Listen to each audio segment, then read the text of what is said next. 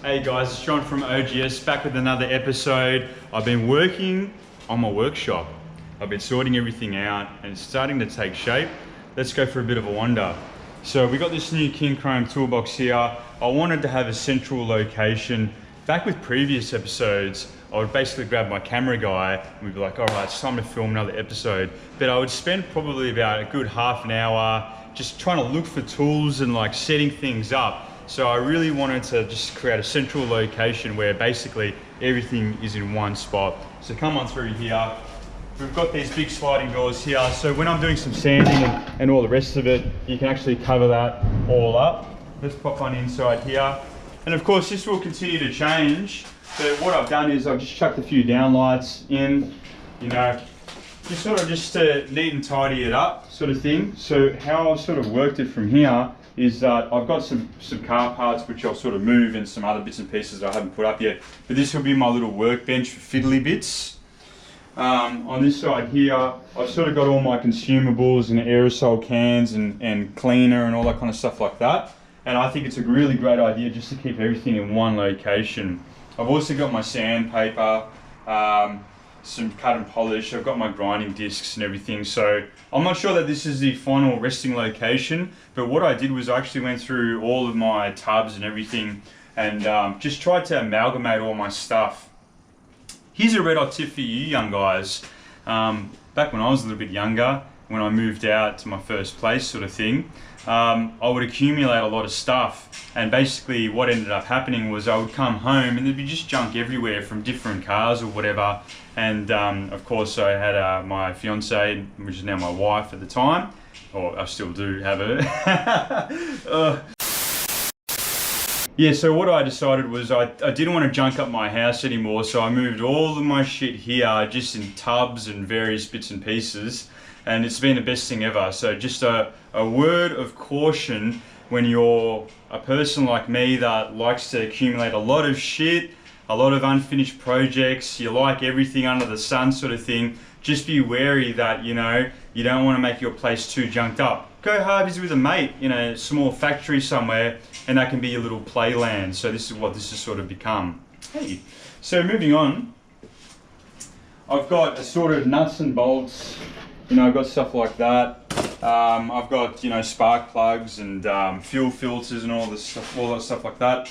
Nuts and bolts from various cars. I still haven't quite cleaned up this particular area just yet, but you can sort of see what I'm trying to do. I'm sort of having a designated spot for everything. And I've got all my Kmart clothes.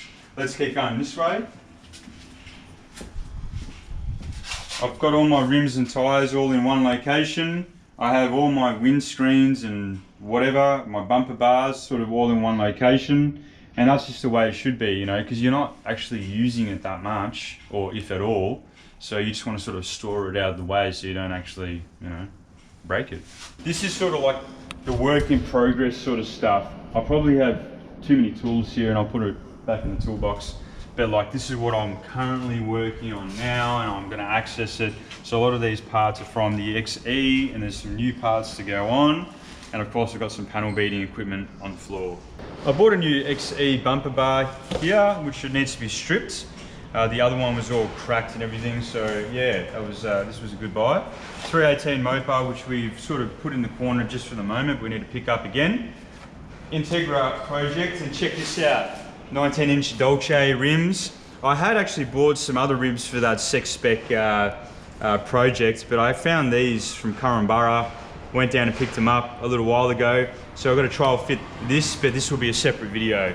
So on this top mezzanine level, I've put a lot of stuff that just was assorted shelving and boxes and just junk basically. And I'd moved the racks over here, and I've actually been throwing out a lot of stuff that I don't need. So I've actually cleared a lot of these racks. What you sort of see here down below, that's all Valiant parts. Here's 318 Mopar parts. Just assorted parts from various vehicles. When I look through the parts, I know which one belongs to what. Here's my old Serrano boot lid that's a little bit rusty. And then I've just got assorted manifolds, you know, all that jazz. We've got this particular space earmarked for heavy fabrication. So I've actually bought myself my own concrete grinder. In my time, I'll probably grinded or ground, about half an acre's worth of concrete. So I thought it was about time. I was sick and tired of hiring one. So we've got our own, and I've just sort of begun just to sort of see how hard the stones are and see whether it's going to rip up, you know, all the old paint that's been spilled on the floor. So this is a good old jigger, or brand new jigger, I should say. But I tell you what, I've been busy. I've been all over the shop, and I've been working on the XD as well. Here it is.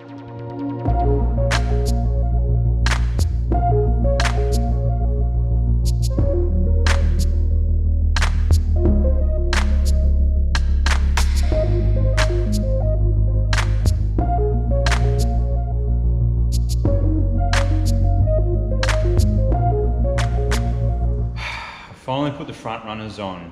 They're 15 by 4s. I was gonna save up for 15 by 6s, but I never could. I just had other priorities. I wanted to spend the money on other cars or whatever. So anyway, we've got some tires on there. The other ones were really, really small, like they had a really small profile on them. And so they came about there and it honestly looked comedic. It looked like a cartoon. So yeah, we've got them on there. It needs to be lowered, I know that. It's going to happen next week, I would say. It's still dirty because I drive it every day. I'm sure you guys have seen it around, sort of thing now. But we're getting ready for the engine upgrade. Still not going to tell you guys what it is, but what we've done is we've actually done some internal things. We've tightened up the steering box. It's still a manual steer. We've changed a few more bushings in the front end, sort of thing, but nothing really to write home about, sort of thing. It's just all preparation stuff to get this thing driving a little bit better, because what was happening was I was driving and it was like loosey-goosey. I was actually turning the wheel slightly and it was still going straight, so I was like, you know, this is not the right thing to do. But yeah, basically the whole driveline in terms of bushes, they've all been redone. It's only a matter of lowering the car and then changing over the engine, if that's what we want to do. Which leads me to the XE. Okay, so basically the car's in primer. There's a few little pieces that we need to fix up. Okay, the guards, everything's in high fill. I should have probably bare metaled the guards because I can still see some sort of like pinholes. There's a few things happening there, which we can use a little bit of fine filler. So I've got my piece of chalk there, and I just like to circle, you know, exactly what I need to do. So around there, I can see little holes there.